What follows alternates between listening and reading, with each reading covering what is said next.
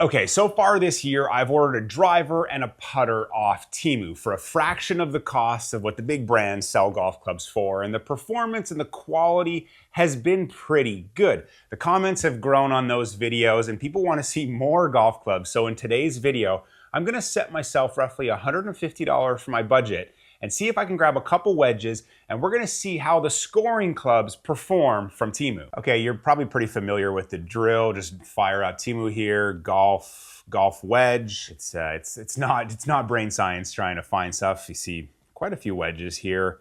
$33, that's a little too low. These ones kind of look like PXGs. 99 bucks, $150 is my loose budget. These look, I mean, yeah, like I've never played, dynamic gold. I've never played a PXG wedge. I don't think I've ever seen a PXG wedge in person, to be fair, but I know this is what they look like. So let's get the sand wedge of this, and then we'll get something else. We got like 50 bucks of our budget. I mean, it just kind of looks like wedges. I don't want to do that. Yeah, that's $80 too much. 64 bucks, pretty close to 150. We're pretty close. Those look cool. Those look like, I don't know, speed rails. I don't know what that is, but that's cool. I mean, it looks good. It just looks interesting. It looks very, very interesting. Stick with silver one. We need 60 degrees. Yeah. Okay, I think we're 67 bucks. So we're a little over our $150 budget, but you know the drill. Let's go fire these up and see what we get. So it's been just over a week, 8 days since I ordered these. That's pretty solid shipping. That's kind of what it was with the putter, a little bit longer on the driver. So we're 2 for 3 on shipping, 2 boxes here. Let's see what these wedges are all about. So if I recall, one was kind of like a PXG knockoff, if you will. Just lots of options there on Temu. You can hit the link in the description of this video to download the app for the first time. If you've still been waiting, there's cool stuff on there. There's a special code in that description for a $100 coupon bundle. You can click the link. You can get some cool stuff. These exact clubs, I believe, will be in there, and I think they'll be probably a little bit discounted to what I had to pay for them. So if you use the app, you get lots of little tweaks and bundles and all these fun things. Dynamic gold. So this is the 56 degree C grind, 10 degrees of bounce. Face looks really cool, really cool. And this was the 60 degree with that weird funky sole. Be curious what this thing does in the turf. It's a Kalong shaft. Ooh, 14 degrees of bounce. That's a lot of bounce. That face feels really, really, really aggressive. There's some milling there. Let's just see the grip here. It feels like a good grip. The grip in the driver felt a little more, left a lot to be desired. That feels like just good rubber. It feels like a good golf club. I know a lot of people think it's garbage. I'm not a shill, but I don't think it's complete garbage. That feels fine too. Doesn't feel like crap, cheap. The faces are super similar. Definitely not something I've seen in a club in this milling action here. I mean, this is like roughly 150 bucks for these 2 wedges. We want good play, we want good numbers, we want good performance, and the only way to do that is get out there and test it. So we're gonna go to the golf course, and then we're gonna get in here and get some numbers and see what these are all about. Okay, we're at the short game area. Let's just test these out. This is the 60 degree with these speed things, flanges, whatever it is. It looks like a wedge, should look. Not a lot of curve in that leading edge. I find a lot of these more budget, direct-to-consumer clubs, that leading edge in the wedge is just so round, whereas this isn't. I mean, 14 degrees of bounce, that's a lot of bounce for a lob wedge. You can slide it underneath pretty easily, though.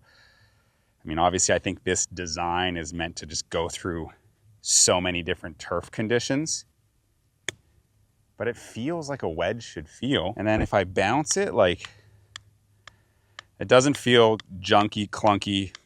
It feels like a wedge would want to feel. Here's the 56. Yeah. I mean, I think so many people are very skeptical of these golf clubs. I mean, they are feeling and performing pretty well when you think about the price of them. My criticism is they're a little short heel to toe. Looking down at it, it is a pretty compact club head. I mean, the weight, everything feels like this is a wedge.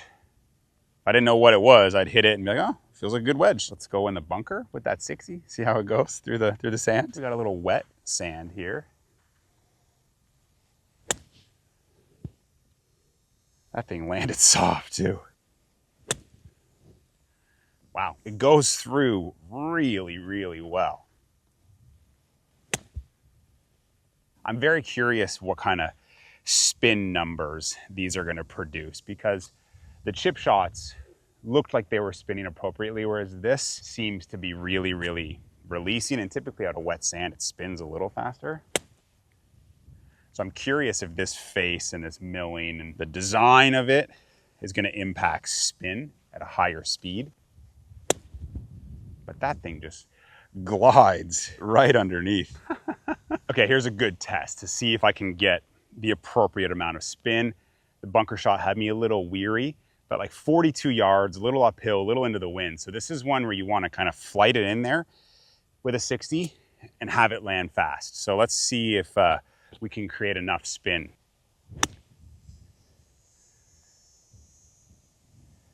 Oh yeah, that one landed real fast. Ooh, hammered it. That was not a good shot. See, that came out a little dead and released. See, the first one was like just perfect. That one, little thin, little dead, little release. That should spin.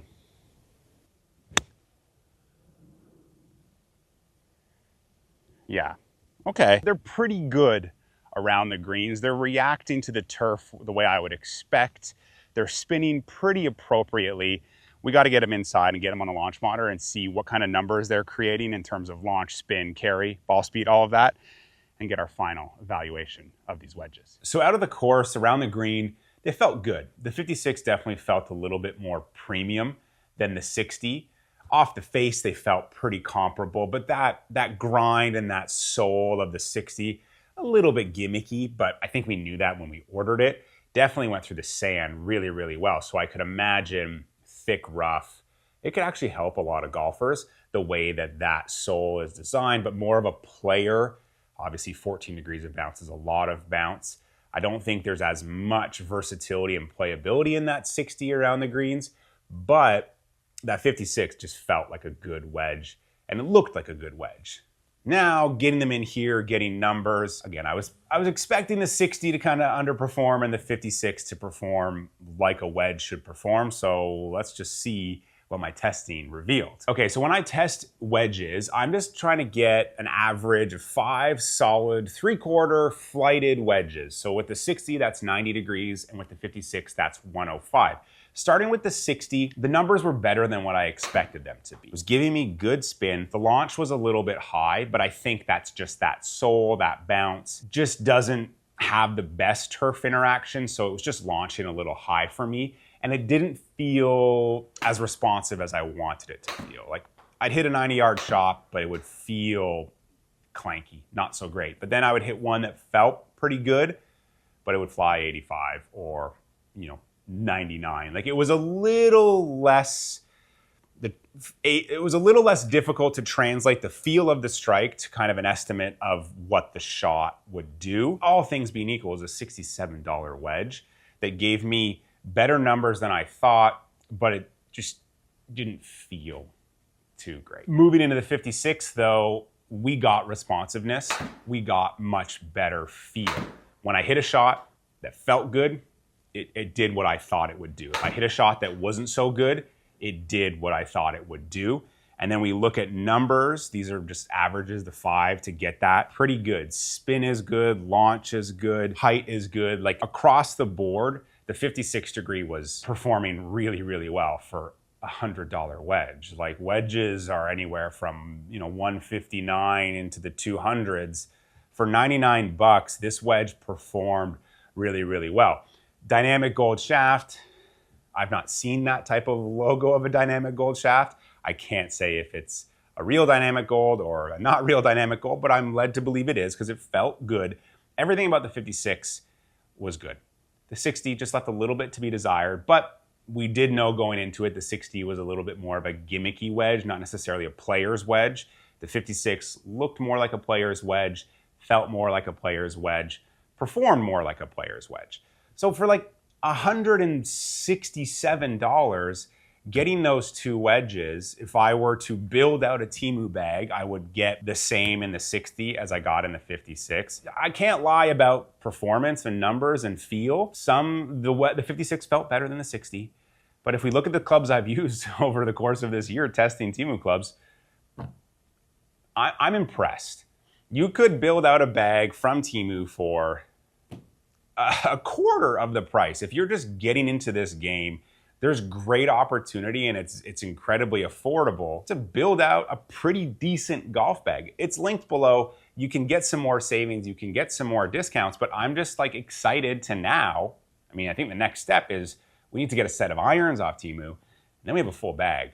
And then we can go play some golf with the Temu clubs and just, see when the rubber meets the road and see how these things perform outside of numbers and in real life golf situations, and see if I can, play relatively well or comparable to what I usually play. So let me know, have you used golf clubs from Temu? Sound off in the comments below, and we'll see you in the next video.